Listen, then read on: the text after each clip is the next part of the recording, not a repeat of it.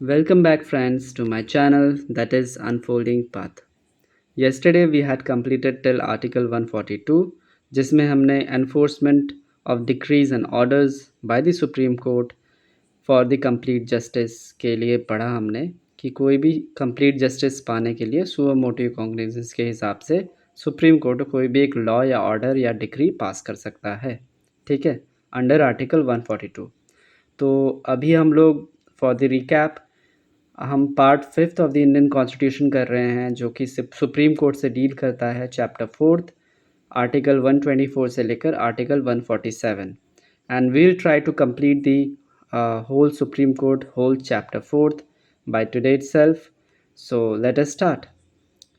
Article 143 talks about advisory jurisdiction. Advisory jurisdiction, okay. So president may refer two kinds of matters to Supreme Court for advice. President might, it's not binding, याद रखना, binding नहीं है president पे। President कर सकता है दो kinds of matters to supreme court advice के लिए, दो मैटर्स पे। पहला मैटर है प्री कॉन्स्टिट्यूशनल मैटर्स, ठीक है। दूसरा मैटर है मैटर्स ऑफ जनरल इंपॉर्टेंस। पहला है प्री कॉन्स्टिट्यूशनल मैटर्स, जो कि कॉन्स्टिट्यूशन बनने से पहले जितने भी मैटर्स थे उस पर एडवाइस सुप्रीम कोर्ट से अगर लेना है तो वो ले सकता है, कौन? प्रेसिडेंट, ठीक है।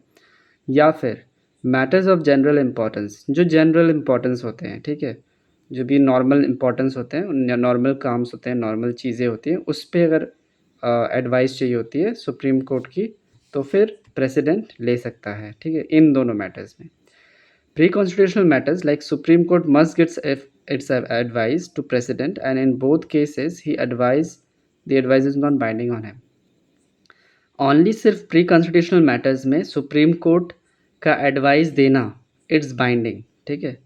Supreme court must give it, ठीक है, टू द प्रेसिडेंट, वो बाइंडिंग है। एंड दोनों केसेस में, ठीक है, जो एडवाइस दी गई सुप्रीम कोर्ट के द्वारा, जो कि बाइंडिंग है सिर्फ प्री कॉन्स्टिट्यूशनल मैटर्स में, वो जो एडवाइस दी गई वो प्रेसिडेंट पे बाइंडिंग बिल्कुल भी नहीं है। प्रेसिडेंट उसको मान भी सकता है, नहीं भी मान सकता है, ठीक है, याद रखना। मतलब ये प्रेसिडेंट है, ये सुप्रीम कोर्ट है, राइट। तो सुप्रीम कोर्ट है, ये प्रेसिडेंट है। सुप्रीम कोर्ट, प्रेसिडेंट ने पूछा प्री कॉन्स्टिट्यूशनल मैटर्स से सुप्रीम कोर्ट से एडवाइस, तो जो सुप्रीम कोर्ट है उसका कंपलसरी उसको एडवाइस देना ही है प्रेसिडेंट को, ठीक है। किस मैटर में? प्री कॉन्स्टिट्यूशनल मैटर्स में। और जो प्रेसिडेंट है अगर एडवाइस आ रहा है सुप्रीम कोर्ट से दोनों मैटर्स में, तो प्रेसिडेंट के ऊपर बाध्यता मूल्य नहीं है, प्रेसिडेंट के ऊपर बाइंडिंग नहीं है वो मैटर को, एडवाइस को मानना, ठीक है। सो this is what all about article 143। अब आते हैं आर्टिकल 144। आर्टिकल 144 क्या कहता है? Civil and judicial authorities to act in aid of supreme court. Supreme court के हिसाब से जितने भी सिविल या फिर जुडिशियल अथॉरिटीज़ हैं वो काम करेंगी, मतलब उसके अंडर में जितने भी judicial as well as civil authorities हैं, क्वाजी बोलते हैं ना, quasi judicial matters and all, किसी भी कॉर्पोरेट सेक्टर में, तो सब कुछ हर कोई किसके दायरे में काम करेगा? सुप्रीम कोर्ट के, ठीक है। अब आता है article 145। Article 145 talks about rules of court, court के रूल्स, ठीक है, कुछ होते हैं। तो rules of court, supreme court can make its own procedural rules with the president's approval as long as it does not conflict with the laws made by the parliament, ठीक है। Supreme court क्या कर सकता है? खुद के एक procedural rules बना सकता है, ठीक है, with president's approval. President prior, मतलब सुप्रीम कोर्ट क्या करेगा? कोई भी एक रूल बनाएगा जो कि प्रोसीजर होगा, उसका खुद का प्रोसीजर होगा, लेकिन पहले वो प्रेसिडेंट से अप्रूवल मांगेगा, ठीक है। एंड ऑल्सो वो जो प्रोसीजरल रूल बनाया है वो हार्म ना करे और इवन कन्फ्लिक्ट ना करे with the laws made by the parliament के लॉज पे, है ना, उस पर कन्फ्लिक्ट ना करे। So this is what article 145, जहाँ पर रूल्स ऑफ कोर्ट एक्सेट्रा बात की गई है। अब आते हैं article 146। Article 146 says officers and servants of the supreme court, supreme court के officers as well as servants, ठीक है। तो अपॉइंटमेंट कौन करता है? CJI of supreme court appoints courts officers and staff. जितने भी कोर्ट के ऑफिसर्स हैं और स्टाफ है, कौन उनको अपॉइंट करता है? CJI, chief justice of India, supreme court का, ठीक है। सर्विस कंडीशन क्या है? CGI जो है sets the rule for the staff employment and salaries. जितने भी स्टाफ की एम्प्लॉयमेंट और सैलरीज होती है वो CGI सेट करता है सर्विस कंडीशन के हिसाब से, ठीक है। फिर आता है एक्सपेंसेस। एक्सपेंसेस क्या है? The supreme court operating cost like staff salaries pensions are paid from consolidated fund of India. हमारा जो कंसोलिडेटेड फंड ऑफ इंडिया है उसमें से पैसा जो आता है, सैलरीज जो आती है, पेंशन जो आता है स्टाफ के लिए, तो फिर सुप्रीम कोर्ट ऑपरेटिंग कॉस्ट, ये सब जितनी भी चीज़ें एक्सपेंसेस है ये सारे के सारे कहाँ से आता है? Consolidated fund of India, consolidated fund of India, ठीक है। और एक है कंटिजेंसी फंड ऑफ इंडिया जो कि प्रेसिडेंट के प्रायर अप्रूवल के साथ ही होता है, और consolidated fund of India appropriation bill लेने के बाद ही आता है, ठीक है, उस हिसाब से।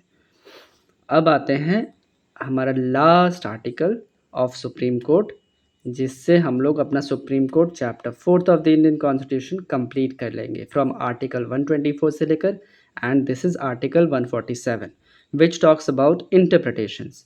इंटरप्रिटेशंस एक बहुत ही ज़्यादा इंपॉर्टेंट है, एंड इस इंटरप्रिटेशंस की वजह से डिफरेंट डिफरेंट चेहरे हमें देखने को मिले हैं सुप्रीम कोर्ट के।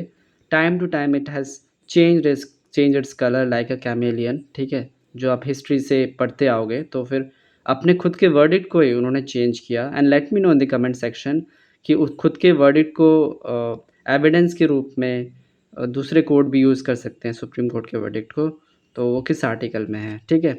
सो इंटरप्रिटेशन से ही बहुत सारी चीज़ें आती हैं, एंड जुडिशल एक्टिविज्म यहीं पर ही ज़्यादा काम करता है। Like constitution clarifies that when interpreting the constitution any significant legal question should also be considered, ठीक है। म्हणजे कि कॉन्स्टिट्यूशन क्लैरिफाई करता है कि जब भी इंटरप्रिटेशन हो कॉन्स्टिट्यूशन का, any significant legal question should also be considered, ठीक है। Like government of India act 1935, Indian independence act of 1947 and related orders and amendments to both these acts, ठीक है।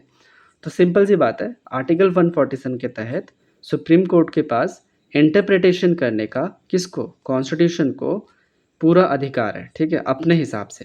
दैट्स वाई हम बोलते हैं ना constitution is are flexible one, ठीक है, इट इज़ नॉट रिजिड। कि इसी कारण से बोला है कि टाइम के हिसाब से कॉन्स्टिट्यूशन की जितनी भी भाषाएं हैं उससे हम इंटरप्रिटेशन निकाल के अपने हिसाब से उसको मॉडिफाई करके फिर अमेंडमेंट्स हर जगह से ला सकते हैं। तो इसीलिए गवर्नमेंट ऑफ इंडिया एक्ट 1935 भी अमेंड हुआ, इंडिपेंडेंट इंडिया एक्ट ऑफ 1947 भी, एंड रिलेटेड ऑर्डर्स जितने भी हैं वहाँ से हम अमेंडमेंट कर करके हम आगे बढ़ सकते हैं। सो this is what all for today's class, and आपको मैं इसका एक ट्रिक सिखाता हूँ, how actually you can learn all the article of supreme court और chapter 4 of the Indian constitution. So let us C. So this is the trick, okay.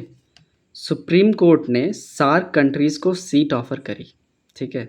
Supreme court ने SAARC countries को seat offer करी। SAARC south Asian association of regional cooperation, है ना, हमने पढ़ा है अच्छे से। तो सुप्रीम कोर्ट ने सार्क कंट्रीज़ को सीट ऑफ़र की। एकदम सिंपल सा और बहुत अच्छा सा शानदार ट्रिक है, आपको जस्ट इसको लर्न करना है, एंड आप पूरे के पूरे आर्टिकल लर्न कर लें। पूरे नहीं, मतलब कुछ आर्टिकल जो बहुत ही इंपॉर्टेंट आर्टिकल है पूछे जाते हैं। तो सुप्रीम कोर्ट SC मतलब उसका सीट है 124, आर्टिकल 124 हमने पढ़ा है ना, establishment of supreme court.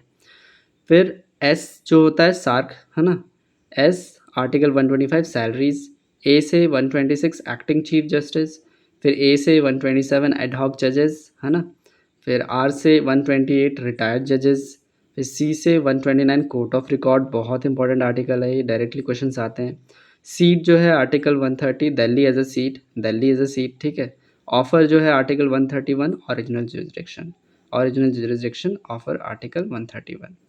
So this is what all for today's class. आप इस ट्रिक को अच्छे से याद कर लीजिए, आपका डेफिनेटली इसमें से 2-3 क्वेश्चन ऐसे ही फंस जाएंगे। So all the best and bye bye.